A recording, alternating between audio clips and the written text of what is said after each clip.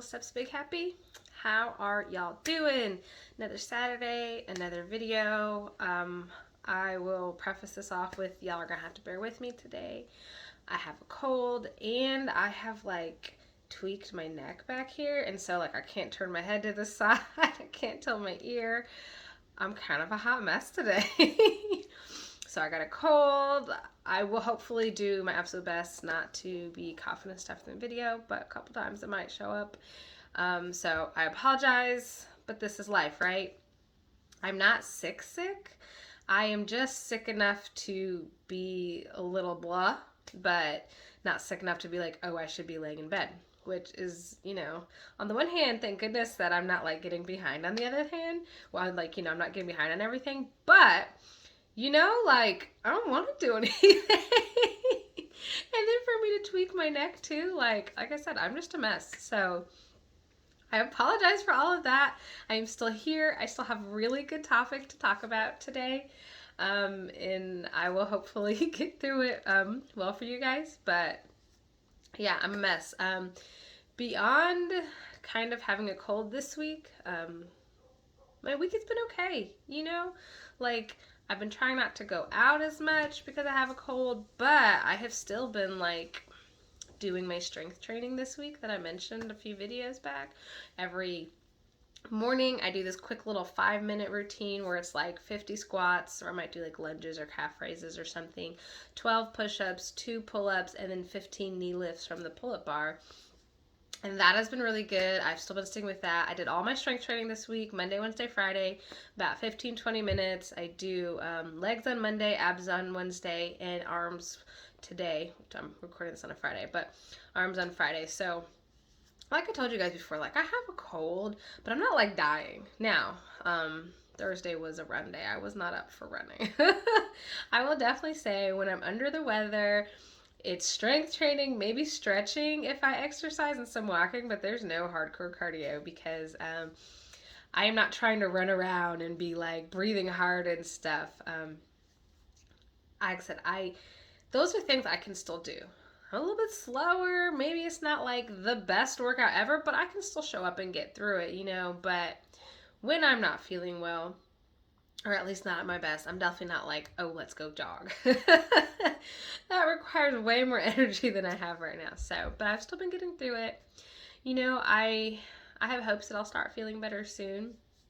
But it's just been kind of one of those weeks where I'm what needs to happen? Okay, we're just going to focus on the priorities. We'll let the other stuff go and just kind of give myself grace in that, So, on to today's topic. I think this is a really good one, an important one that I've had moms ask me about, and I'm sure a lot of y'all are struggling with this. How do you find time to work out, right? Busy mom, kids, all the things. How do you find time to exercise? I feel at any given moment as moms, we have a laundry list of things to do.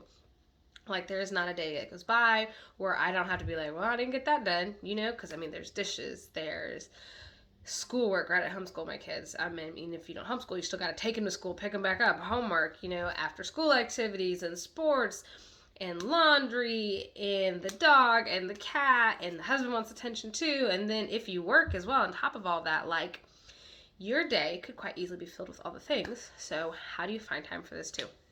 I want to share with y'all a couple of things that I have done that have worked well. But before we even get into the list, one of the very first things you have to do, right? Some of these are just kind of time hacks. How do you make it happen? But the very first thing you do before you can even do anything on these lists is really understand you have to start treating it as a priority. You cannot continue to treat it as optional if you want to start doing it regularly. You have to kind of decide, I'm going to make this work. Not, I hope I find the time. Maybe I'll squeeze it in. If this gets better, I can make it happen. If you have that type of mindset in that, I hope it happens, you're not going to find time because something's always going to come up. Either you're going to be too tired from this, you're not going to have time because of that, or you're going to be too overwhelmed because of this. You know what I mean? Things will always come up in your life all the time. For example, I'm sick. I have a cold, right? My husband was out of town. Holidays are coming along. My kid's behind on her schoolwork. something will always come up. And so if you don't start treating your exercise as a priority, as something that you're going to make work, not something you hope you make time for, it's not going to happen. Something's going to come up. Always. There'll always be a reason not to do it. So if you don't start treating it like something that needs to get done, the same way your kids need to be bathed and need to be fed, you're not going to find the time for it. So before you do anything else, you need to start looking at this as a priority, as something that needs to happen. And then from there, it's just a matter of finding what works for you. So tip number 1, try working out with your kids. I think this is especially good if your kids are younger and they want a lot of that time and attention. Play with them. Find something that's fun to do with them. If you like more traditional workouts or something like that, like yoga is something really good to do with kids. You can go for a walk with your kids. You can go jog with your kids. My eldest daughter just started jogging with me. She's 11. But you can do it even younger if your kids are into it. You can play games with them. There was this game in my house that we played with the kids for a little while. And we called it like indoor tag. But what it was is everybody had to walk around, pretend to be different animals while you're trying to tag everybody. So it's like maybe we're all pretending to be bears, or maybe we're all snakes and we're rolling around on our stomach. You know what I mean? Like, you can come up with all kinds of ways to play with your kids and make it be really active, activity-based, fitness-based. Play soccer, play basketball, play a sport. There are endless ideas that your kids are going to be super excited. It's going to be fun for them. You're going to be getting a great workout, and you're not having to sacrifice that time with them. So that is, of course, my very first suggestion. Work out with your kids. Suggestion number 2, you really need to be realistic and flexible. Sometimes you plan a workout and you get interrupted 15 times because they just can't leave you alone, okay? That is going to happen. But when you go in knowing this is a part of just exercising as a mom, this is just a part of life. Sometimes I'm only going to get 7 minutes into my workout, and I'm going to have to stop because something comes up, and sometimes I'm going to get most of the way done and maybe I have to stop. Or sometimes I'm going to get through it, but they've come in and asked me a question 8 times. Stuff that they probably could have handled themselves. You just recognize that this is part of the process. And it doesn't mean that you can't ever get it done. It just means that sometimes this comes up, you just pick back up and you make it work. You just continue on. So always be flexible and realistic in what it's like. I have days where I get interrupted nonstop. I have days where nobody even comes in and talks to me.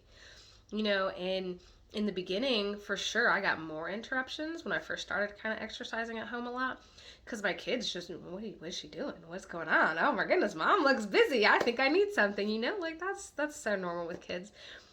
But when I continue to no, I'm not coming to get you a glass of water that you could get for yourself. Mom's working out right now. Or maybe you can't get the glass of water, but I've only got 5 more minutes, so you're going to have to wait. I started teaching them the boundary that this is mom's time, and if it's not important, it's going to have to wait. My workouts are never longer than 15 to 20 minutes. Nobody's going to starve to death or pass out from dehydration in the 15 to 20 minutes it takes me to exercise. And anything that's not food or water, you know what I mean?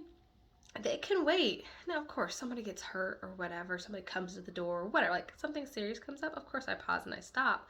But if it's not important, it can wait until mom's done, because this is important time for me. And part of, like I said before, where you have to really treat it like a priority, you have to teach your kids that you're going to treat it like a priority. And it takes time, of course, But when they start seeing that, hey, mom doesn't stop her workout to come deal with what I got going on, eventually sometimes they'll just stop.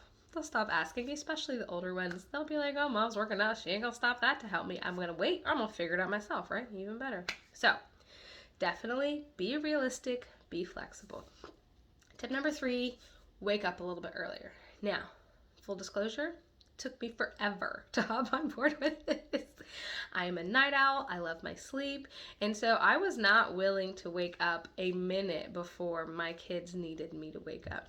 I was like, nope, I'm sleeping as long as I can. And that was kind of my story for a while. Now, what I did then was I just did workouts in the evenings, and that was cool. But life changed, my schedule changed, and it started to kind of become a thing where if I was going to fit it in, I needed to wake up earlier. That was going to be the best time to do it. And bonus, I wake up before my kids, I get a lot less interruptions. So I started transitioning to that, but it took me a little while. But I will say it does work better, right? Like my workouts are faster, a little bit simpler, a little calmer. There are a lot more I can get in the zone and just do my thing when I do it before the kids wake up. If you struggle with waking up early, like I still do, I'm better than I used to be, but I will not say I'm good at it. What I started doing, and the very first thing I did is 10 minutes. It was like, I'm only waking up 10 minutes earlier to make this happen. And that was kind of like the amount of time I could tell to myself that I was like, okay, your day's not going to be any different over 10 minutes, right? Like nobody's life is drastically improved with 10 more minutes of sleep. We might want to pretend it's true, but when we're honest with ourselves, we can wake up 10 minutes earlier and our day will be just fine. And so I was like, okay, I'm going to hop up. I'm going to get on the spin bike for 10 minutes and that's it. That's all I'm doing. Done, right? And after 10 minutes, I was like, okay, well, this isn't so bad. I'm kind of used to it. I can do 15. And, from there, I could start inching my way farther back so that, I can wake up an hour or two before my kids do now. And it's not so bad. But I had to start with only 10 minutes because in the beginning, that is all I was willing to do. I was like, I'm not sacrificing any more sleep. This is too important. But, right, as I got used to it, as it got better, right, things changed my schedule. It got easier to wake up earlier. So that's what worked for me. But definitely try waking up earlier. All right, tip number 4, keep it short but intense. So a lot of people have this idea that a workout has to be like 30 minutes to an hour. That's cool if you got the time. That's great, but not all of us do. I certainly don't. In fact, trying to do longer workouts is something that either prevented me for a while, or every time I get sucked into these programs that require me to do like 30 minutes, 40 minutes of a workout, I never stick with them because that's just too much time in my day for me to devote. I don't have that much time. When you factor in showers and getting dressed and figuring out your workout and trying to get your water and all the other things, like it says 40 minutes, I'm an hour in, and it doesn't work for me. So if you're short on time, try for shorter workouts, right? 10, 15, 20 minutes, but increase the intensity. So make them harder. You're going to work out harder than you do in those 30, if you were doing a 30-minute workout, but you're doing it for a shorter amount of time. So you're going to get a lot of the same benefits, right? Maybe you burn the same calories, you work a lot of the same muscles, but you're doing a little more intensely, but it's just a shorter period of time, which makes it more easier to fit into your schedule. So definitely kind of give that a try. Look for short but intense workouts that you can get through, bang it out, and then get on to your day. There are days that I do 10-minute workouts. That's it. Like 10 minutes, that's all I got. Because that is always